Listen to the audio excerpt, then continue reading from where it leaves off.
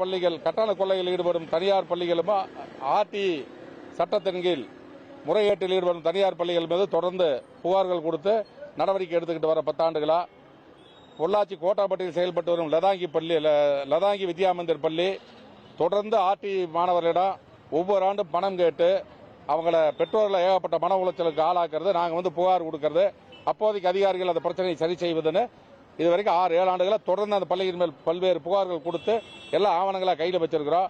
இந்த ஆண்டும் பெற்றோர்கிட்ட 11,000 ரூபாய் புத்தக கட்டணமாகவும் 15,000 ரூபாய் லேப் கட்டணம்னு கேட்கறாங்க. எல்கேஜி குழந்தைக்கு கூட லேப் கட்டணம்னு கேட்கறாங்க. அரசு ஆர்டியில் பயிலும் மாணவர்களிடம் கல்வி கட்டணம் வாங்கக்கூடாதுன்னு அரசு உத்தரவு இருந்துமே ஒவ்வொரு ஆண்டும் அந்த பள்ளிக்கு தனியார் உத்தரவு பிறப்பித்தும் கூட இந்த ஆண்டு இந்த மாதிரி பண்றாங்க. அப்படி கட்டாத மாணவர்களை அந்த வகுப்புல தனியா உட்கார வச்சுட்டு மீதி மாணவர்களை மட்டும் எக்ஸ்ட்ரா கரிக்குலர் ஆக்டிவிட்டிஸ் கூட்டிட்டு போறாங்க. சனிக்கிழமை அன்னைக்கு பள்ளிக்கு வர வேண்டாம், உங்க குழந்தையை அனுப்ப வேண்டாம்னு மெசேஜே போட்டிருக்கிறாங்க. குறுஞ்செய்தியா பெற்றோர்களுக்கு அனுப்புறாங்க.